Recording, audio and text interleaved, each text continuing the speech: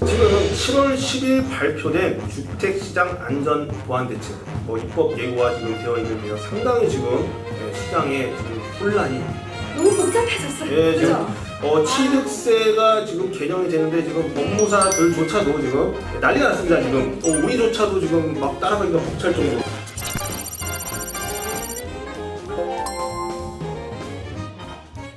안녕하세요. 법무사TV의 윤동현 법무사입니다. 안녕하세요. 문은지 법무사입니다. 안녕하세요. 김영룡 법무사입니다. 예. 그래서 이번에 취득세 개정안 과연 어떻게 지금 변경이 되어 있는지 한번 여러분들과 알아보도록 하겠습니다. 여러분 이거 상당히 중요한 내용이니까 열심히 좀 봐주셔야 할 것 같습니다. 네. 일단 이번에 지금 다주택자와 또 법인의 취득세를 상당히 강화했어요. 그래서 우리가 지금 올해 1월 그때 우리 방송했던 기억이 나는데 불과 6개월 만에 취득세가 정말 상상을 초월할 정도로 그러니까요. 상상을 정말 크게 상승했습니다. 여러분 저희들도 야 이렇게 해가지고 과연 우리가 네. 매매를 과연 할 수가 있을까 좀 싶을 생각이 들 정도로 지금 집 하나 살려면 생각할 게 너무 많아졌죠? 예 제가 볼 때 집 못 살 것 같아요 이제. 근데 뭐 1주택은 바뀐 게 없으니까 맞아요. 네. 집 여러 개 갖고 있는 사람들이 빨리 팔아라 이거죠. 뭐. 우리 처음에 취득세 개정된 것 맨 처음에 이제 말씀드릴 게 다주택자와 법인의 취득세율이 강화됐습니다. 그 예전에 할 때는 그 법인은 취득세 어떤 상승에 포함이 되지 않는다 이런 얘기를 했던 적이 있었는데 네. 어떤 법인으로 인한 약간 좀 탈세의 어떤 좀 현상이 있다 이렇게 해서 좀 개정한 것 같아요. 우리 문은지 법무사님 개정된 네. 규정 한번 소개 부탁드립니다. 네. 우선 일단 개인과 법인을 나눠서 또 말씀드릴 거고 개인은 조정지역과 비조정지역으로 나눠서 말씀을 좀 드릴게요. 1주택자는 주택 가액에 따라 저희가 저번에 말씀드린 것처럼 1에서 3% 세율이 적용되고요. 2주택자는 조정지역에서는 8%, 비조정지역에서는 또 1에서 3%입니다. 3주택자는 조정지역에서는 12%, 비조정지역에서는 8%입니다. 4주택 이상은 조정지역, 비조정지역 상관없이 모두 다 12%가 되고요. 법인은 뭐 이제 무조건 12%가 적용이 됩니다. 그러면 지금 이게 지금 예전 법하고 좀 비교를 해봐야 될 것 같은데 예전 법에 대해서 어느 부분이 지금 많이 상승이 된 건가요, 김용민 법무사님? 그 1, 2, 3주택은 동일했고 4주택 이상인 경우에 4% 적용이 됐잖아요. 그 지금의 2주택, 3주택까지도 세율이 엄청나게 올랐죠. 너무 세부세하게 지금 네. 완전히 예, 분리가 예. 됐어요. 그래서 2주택자도 3주택자도 이제 1, 3%가 아니라 8%, 12% 이렇게. 법인이 뭐 상관없이 다 12%로 바뀐 네. 거 이것도 제일 큰 변화인 것 같습니다. 법인은 예전에는 그 일반 그 개인하고 똑같았었는데 네, 그렇죠. 예, 그리고 뭐 4주택 이상 이런 것도 포함이 안 됐었는데 그렇죠, 그렇죠. 이번에는 뭐 1주택이든 2주택이든 법인 주택 사지 말아라. 하지 말아요. 야 근데 이게 네. 취득세가 12%면 도대체 1억짜리 사면 얼마나 되는 겁니까? 예, 뭐 이거 뭐 어마어마합니다.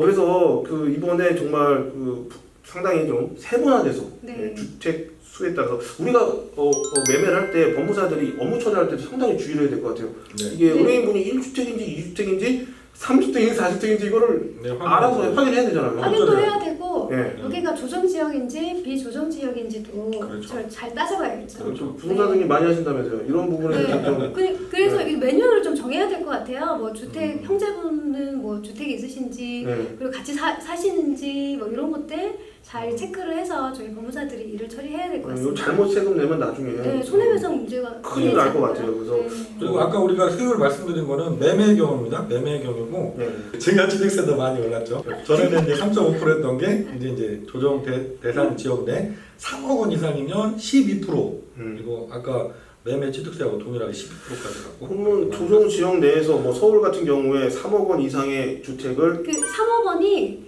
공시가격을 네, 얘기하는 공시가격. 겁니다. 공시가격 3억 이상일 때는 무조건 12%가 되는 겁니다. 징역 조금 낮네요. 예. 12%도 그냥 굉장히 세지 그러니까 않아요? 3억 네. 원을 뭐 이상이 뭐 안 된다면 일반적인 네. 우리가 살고 있는 아파트 이런 거는 그래도 기존의 세율을 적용받을 수 있을 것 같은데 하지만 이번에 징역 취득세도 상당히 올랐다. 이게 문제는 조정지역 대상이라 조정 대상은 거의 가표가 3억 원이 대부분 다 넘어가잖아요. 넘어가죠. 네. 예. 그래서 웬만하면 다 12%에 걸리지 않을까라는 생각이 네네네. 들어요. 그래서 여러분들 좀 궁금해할 내용들이 있을 것 같아서 이 부분에 대해서 한번 말씀을 드려볼게요. 그 1주택, 2주택, 3주택을 나누는 범위가 바로 1세대, 그렇죠. 1세대인데요. 그 1세대의 범위는 어떻게 될까요? 제가 먼저 말씀드리면 네, 예. 주민등록표에 이제 함께 기재가 된 모든 가족을 얘기하는데 보통 배우자분들은 기재가 같이 되어 있을 거고 네. 그리고 뭐 자제분들 같이 되어 있으시겠죠? 네. 그 제일 궁금한 게 미혼인 30세 미만은 어떻게 되나요, 목사님?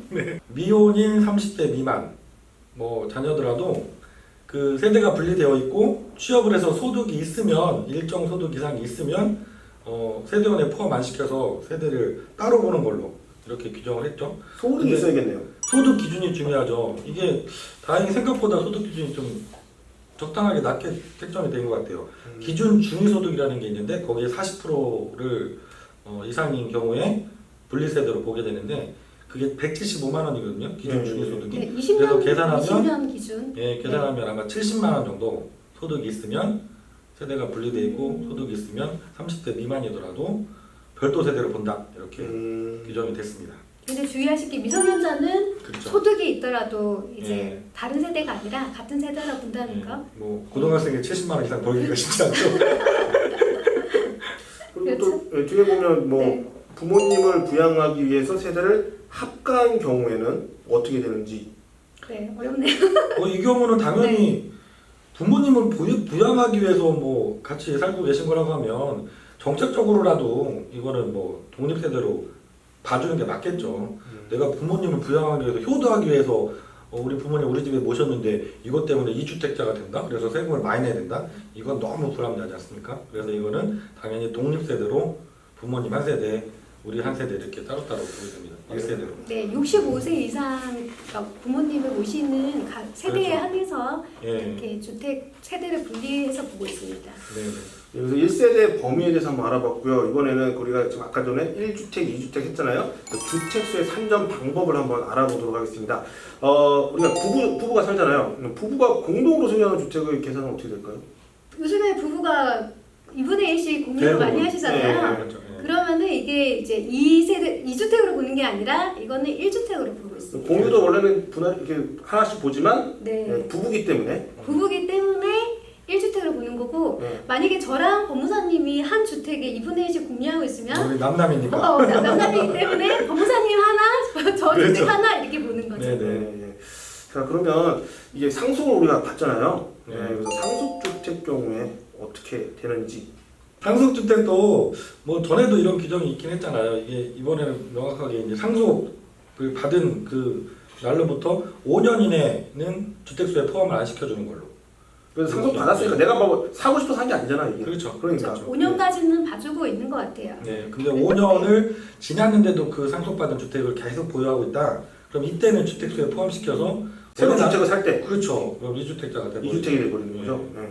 5년 안에는 뭐 하나를 정리를 하셔야지 2주택자가 안 되시는 거죠. 상속을 받았을 때도 그 상속인들끼리 여러 명이 막 지분으로 가지고 있을 때도 있잖아요. 네네. 그럴 때는 어떻게 될까요, 목사님? 상속 지분이 가장 큰 사람, 네, 그 사람이 1주택을 갖는 걸로. 그럼 서로 안 가지시려면 집을 조금 네가 더 가져라. 지분 네가 조금 51%, 내가 그럴 수도 49%. 그럴 수도 있겠는데요. 네, 그러니까 네. 이거 굉장히 민감한 문제는 형제간에 아주 네. 좋은 분위기가 만들어지겠는데요. 지분이 똑같다, 형하고 나하고 있는데 그럴 수도 똑같다 있겠네요. 그러면 네. 연장자, 형이 주택에 거주하고 있는 사람 아. 아니면 연장자. 자, 여러분들 상당히 궁금해하실 것 같은데 우리 좀 분양 많이 받지 않습니까? 네. 분양권하고 이 입주권은 어떻게 지금 보고 있는지. 이것도 주택 수혜는 포함이 되는 걸로 알고 있고 네. 뭐 이제 중과세 대상은 아니지만 실제로 주택을 취득하는 시점에 그때는 취득세가 부과가 되겠죠. 그렇죠. 네. 그래서 어쨌든 분양권, 입주권도 여러분의 주택수에 포함이 된다. 네. 네, 이렇게 아시면 될 것 같아요. 네, 네. 다음으로 이제 뭐 또 궁금한 건데 오피스텔. 네. 오피스텔은 포함이 될까요? O, X. 주거용 오피스텔은 O입니다. O. 오피스텔 주택수에 포함됩니다. 네네. 네, 네. 맞아요. 그리고 오피스텔에 또 분양권이 있을 수 있어요. 이것은 O일까요? X일까요? 이제 애매하겠는데 X. X입니다. X죠. 예. 왜 이거 포함이 안 되죠, 근데? 왜냐하면 이게 오피스텔 분양권은 실제로 사용하기 전까지 이게 상업용인지 주거용인지 모르잖아요. 네. 그래서 약간 좀 봐주는 것 같아요. 주거용 오피스텔 경우에도 중과가 될까요? 이게 진짜 좀 애매한 것 같아요. 네. 주택으로는 보지만 또 취득세는 중과가 안 된다고 지금 이렇게 얘기하고 있거든요. 네. 그래서 일반 저희가 내고 있는 취득세율이 4%인데 4%가 적용된다고 일단은 합니다. 네, 뭐 주택으로 뭐 아직 확정되지 않았기 때문에 네, 알 수가 없다. 주택으로는 보지만 취득세는 중과하지 않겠다는 입장입니다. 이거 상당히 지금 뭐 네. 오피스텔, 일반 주택, 분양권 뭐 진짜 복잡할 것 굉장히 같아요. 복잡해졌어요. 예. 자 그러면 지금 이게 2주택에 대해서 한번 좀 알아보도록 하겠습니다. 자 우리가 만약에 이사를 가려고 해요. 이사를 가려고 하는데 주택을 이사를 가기 위해 주택을 하나 샀어요. 그러면 순간적으로 2주택이 되잖아요. 내가 갖고 있는 게 있으니까. 그럼 이럴 때는 어떻게 지금 산정을 할까요? 지금 나라에서 보는 게 그 조정 지역이냐 비조정 지역이냐 따라서 좀 달리 보는 것 같은데 네. 비조정 지역이면 3년 이내에 처분하면 네. 중과가 되지 않는다고 해요. 근데 조정 지역이면 좀 빨리 파셔야 될 것 같아요. 1년 이내에 1년. 파셔야지만 중과가 되지 않는다고 합니다. 네. 중과를 피하기 위해서는 집을 팔아야 되는군요. 그렇죠. 팔아야 될 것 같아요. 종전주택을 또 팔아야 됩니다. 종전주택을 새로 취득을 하고 또 종전주택을 빨리 네. 팔아야 됩니다. 자 그러면 이 적용 시기에 대해서 한번 말씀을 드리면 이 지방세법 개정안 시행일 이전에 계약한 주택도 중개세가 적용이 될까? 정부가 주택시장 안전보안 대책을 발표하는 시점이 2020년 7월 10일이에요. 그래서 10일 기준으로 해서 이전에 매매 계약을 체결한 건들은 뭐 이제 중과가 안 되는데 그 이후에는 중과가 된다고 합니다. 네. 10일 이전에 지금 계약을 했다는 것을 증빙을 어떻게 하죠? 뭐 계약서도 있을 네. 수 있고 실제 계약금을 지급한 금융자료 이런 것들 가지고 설명할 수 그리고 있죠. 부동산 거래 신고를 하니까 뭐 네. 그런 뭐 거는- 계약서라든가 네. 뭐 실거래 신고 이런 걸로 네. 해서 그 이전에 했을 경우에는 증빙이 가능하다면 통장으로 입금 내역이 있으면 되는데 그냥 현금으로 주고 했다고 하면 증빙이 안 될 것 같아요. 그죠? 근데 원래 보통 계약할 때 네. 이제 뭐 한두 달 정도 텀을 두고 하잖아요. 네. 그래서 이런 지금 자료가 있다면 종전 세율이 적용되니까 여러분 좀 주의해서 하시면 될 것 같습니다. 네. 그래서 오늘 여러분들과 지금 8월에 지금 시행이 예정돼 있습니다. 지금 취득세가 지금 개정된 게 불과 올해 초예요. 네. 이제 1년에 이렇게 2번 상승하는 거 보신 적 있으십니까, 두 분? 아, 저는 저번에 방송할 때 사실 이렇게 막 빨리 이렇게 빨리 바뀌지 않는다고 했는데 네. 급하게 바뀌니까 저희도 막 정신이 없고 게다가 네. 상승폭이 생각 이상으로 너무 어마어마하게 올라간다. 저는 무슨 취득세 11%에 깜짝 놀랐습니다. 우리가 뭐 많아야 뭐 4%막 이런 얘기하다가 네, 12%면은 네, 예전에 굉장히 세금이 굉장히 크네요. 우리가 지금 1월달 그때 방송할 때 뭐 4%뭐 이러면서 야 이건 이제 뭐 4주택부터는 뭐 장난 아닙니다 막 이런 얘기 했는데 12%. 그때는 아무것도 아니었던 네, 거야. 맞아요. 진짜. 이제 5억짜리 집을 사면은 12%면 6천만 원이죠 취득세가. 네, 그렇죠. 와, 그리고 정말 세네요. 옛날에 우리가 그랬죠. 법인 막 그때 박수. 법인은 포함이 안 됩니다, 여러분. 네. 법인 절대 못 삽니다. 이제. 법인은 뭐 1주택, 2주택 이런 거 없습니다. 그냥 12%입니다, 여러분. 네.